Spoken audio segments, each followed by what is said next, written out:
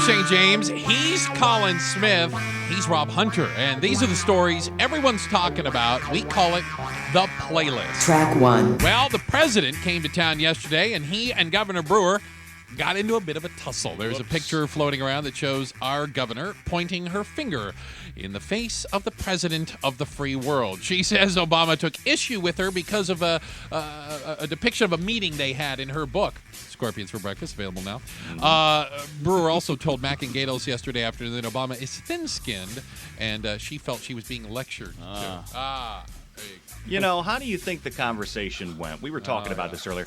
When he got back on the plane, you know, he had the confrontation with Brewer. He went through the whole intel plan. He got back on the plane. Don't you think he said, why did we come here? Oh, my gosh, why? And please tell me. And please tell me we're going to Vegas next, which he is today. But you got to think that there won't be a whole lot of presidential visits in the near future. Well, and you have to think, too, that if you're Brewer's perspective and you go tick off the president and then go talk about it, you think he's going to line up to help you? Yeah. Next time you want some help, he's going to be like, yeah, sorry, don't really like you so much.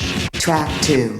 All right, nothing like counting a few calories. Yeah. It's what schools are going to have to start doing under the new nutrition guidelines put forth by the USDA. So most meals are going to have calorie restrictions on them. There's nothing that students K through 12 pay attention more than, their diet numbers. It's exactly what they pay attention to, right? That's why it's the government's job to figure out these calorie counts and offer these meals and say, here you go. You can only have 600 calories if you're a high school student, only 550 if you're a kindergartner.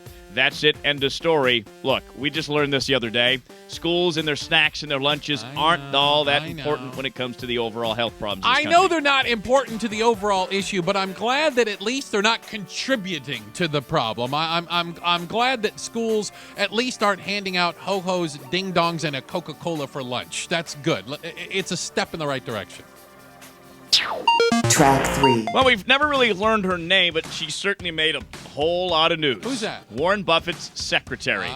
Her name is Debbie Bosnick, and, they always talk about how she pays a higher tax rate than Warren Buffett himself. Warren Buffett's like the richest guy in America, close to the richest guy in the world.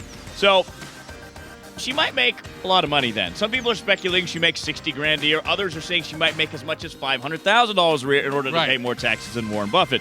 Bottom line is, we know that she just bought a second home here in the Valley of the Sun. Yeah. So, Debbie, welcome with your high tax rates. Exactly. This poor woman, how is she supposed to survive living in only 2 houses? Granted, one of them's in Nebraska. I'm sorry. Yeah. But the other one is here in Surprise. I mean, she's just scraping by, this poor thing. I don't understand it.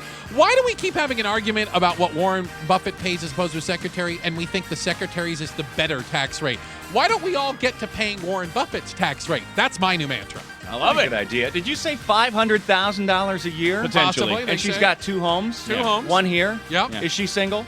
I know. We know? Yeah. I'll split time, here, half the year In here, Nebraska? half the year in Omaha, and we're in good shape. I think she's doing all right. Yeah. Track 4. Time heals all wounds, right? That's what they say. Well, it certainly has for Netflix. You remember the brouhaha over Netflix and the price changes and all the people that left? To heck with you, Netflix, I'm canceling. Yeah, you're back. After a troublesome third quarter, they lost tons of subscribers, but they're back on track. They reported yesterday they added 610,000 subscribers in the fourth quarter. They lost 800,000 in the third. Yeah, you all got over it.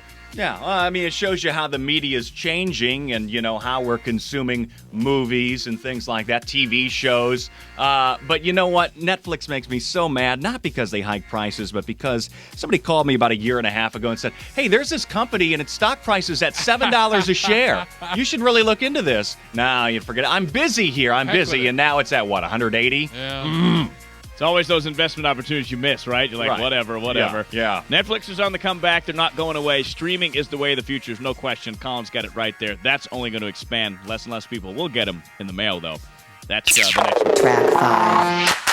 All right, so glad you guys gave me this one. Here we go. Yeah, let's say it together. Okay. I before, I before E, except after C, and C before H, pretty much always. Is that part of it? I never heard that. I don't remember that part. If you're going to make spelling errors, Yeah. don't do it right in front of a school. A Really? crosswalk in Lower Manhattan had school painted on the pavement. Okay, Very nice. they do that. They do that for drivers that are coming out of school, right? Except it was spelled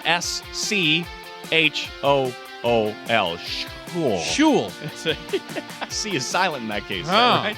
Unbelievable. Well, I mean, they probably only stayed up for a little bit, right? Well, yeah. How long was it out?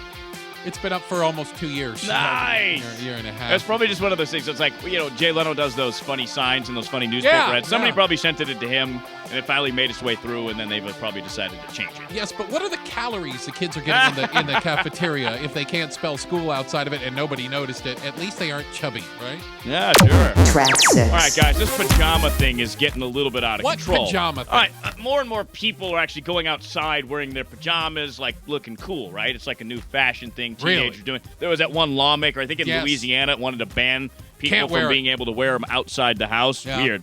Well, maybe he's onto something because Louis Vuitton actually has their own line of pajamas. Other top fashion brands do. You can buy some pajamas for as much as $500. Fashion pajamas. Anyone signing up for this? I've never nonsense? quite understood it because I get the idea that especially the ladies like to wear PJs that make them look good, and I can only break it to you in the nicest way possible. We don't notice the PJs. We don't notice the undies as much. We're pigs. Depends on the undies. Yeah, we've got the Snuggies, and we've got. That's a good point, Rob. Distracted me. Yeah, Snuggies and this Forever Lazy and things like that. I mean, I guess, you exploit a marketing opportunity whenever you can, but come on, are we really going to continue that slide towards a nation of slobs? Yes. You really want to answer that question? I know, That wasn't rhetorical, I looked was at your it? face. I looked at your face, Bruce. I said, why did I just ask him that Kind of question? is what it is, right? That is the playlist. 9:30, 10:30, and 11:30. We run down the stories that people are talking about. Thanks for joining us for the playlist.